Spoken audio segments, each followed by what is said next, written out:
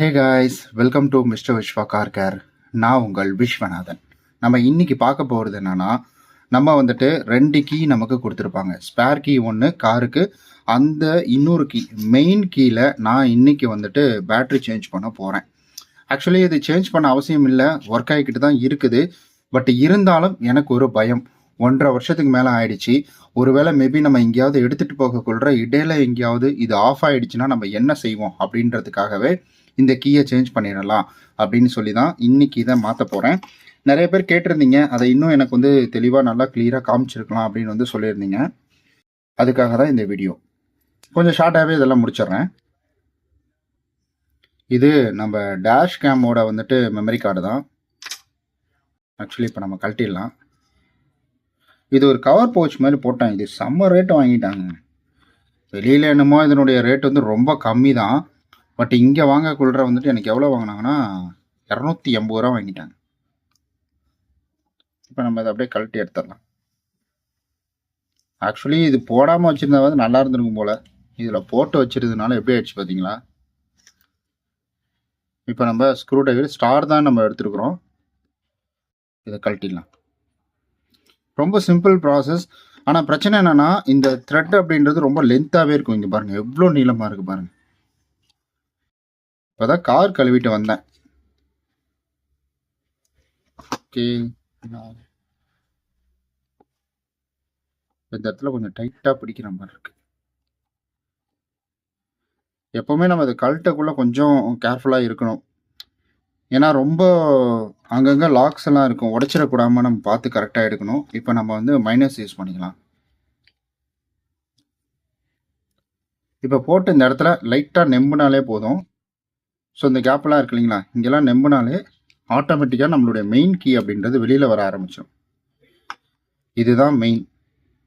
So இவங்க தான் வந்துட்டு நம்ம காரில் அந்த சென்சார் சொல்லுவாங்க இல்லைங்களா, அந்த சென்சார் வந்துட்டு கனெக்ட் ஆகும், இதுக்குள்ளே தான் கனெக்ட் ஆகும்.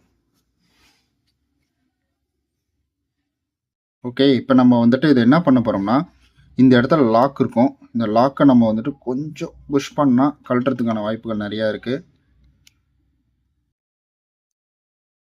ரொம்ப இதுவாக வச்சுருக்காங்க, காம்ப்ளிகேட்டடாக. கொஞ்சம் ஸ்ட்ரெயின் பண்ணி தான் அதெல்லாம் கழட்டுற மாதிரி இருக்குது.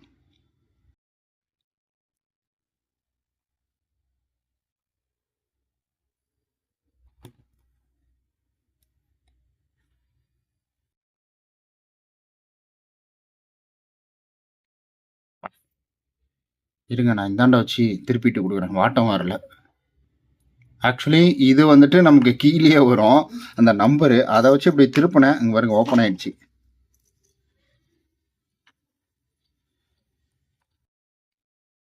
அவ்வளோதான். ஐயோ, ஸ்க்ரூ மட்டும் கொஞ்சம் பத்திரமா இருக்கணுங்க. ஆக்சுவலி பேட்ரி இங்கே இருக்குல்ல, இந்த பேட்ரி தான். இந்த பேட்ரி தான் நம்ம சேஞ்ச் பண்ண போகிறோம். எதுக்கும் நம்ம மல்டிமீட்டரில் வச்சு இதில் எவ்வளோ வோல்டேஜ் இருக்குன்னு பார்த்துடலாங்களா? நல்லா ஸ்ட்ராங்காக பிடிச்சிட்டு இருக்கு.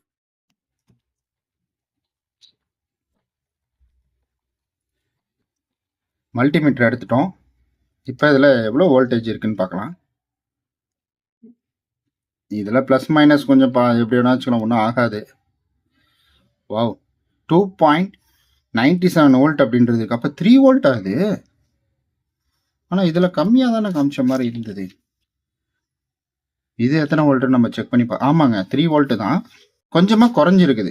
ஸோ நம்ம யூசேஜ் பண்ணிட்டு இருக்கோம் இல்லைங்களா, அதனால கொஞ்சமாக குறைஞ்சிருக்குது. ஆக்சுவலி இதுலேயும் 3 வோல்ட்டு தான் இது காமிக்குது. இப்போ நம்ம புது பேட்டரியில் வந்துட்டு எவ்வளோ வோல்டேஜ் இருக்குன்னு பார்த்துடலாம்.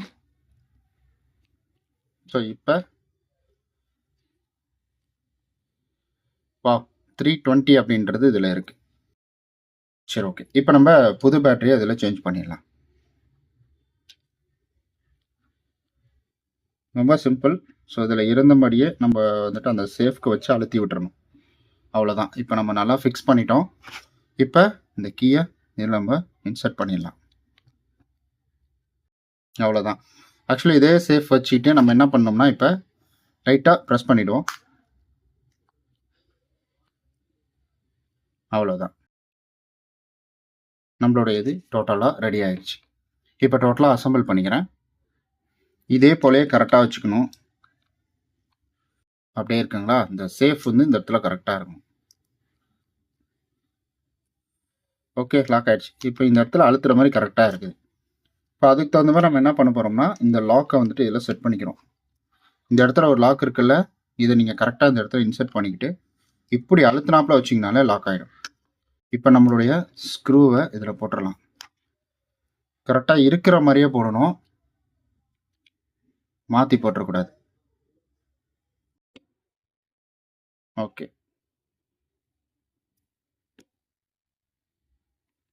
அவ்வளோதாங்க. எதுக்கும் அழுத்தி பார்த்துக்கணும் இப்படிலாம். இப்போ கரெக்டாக இதுவாகுது. இப்போ என்ன பண்ண போகிறோம், இதுக்குள்ள வழக்கம் போல் உள்ளே வச்சு நம்ம இன்சர்ட் பண்ண போகிறோம்.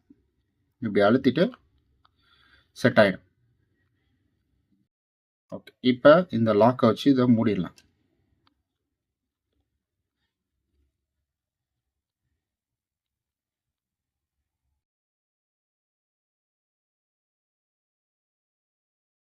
அவ்வளோதான், கீ ரெடி.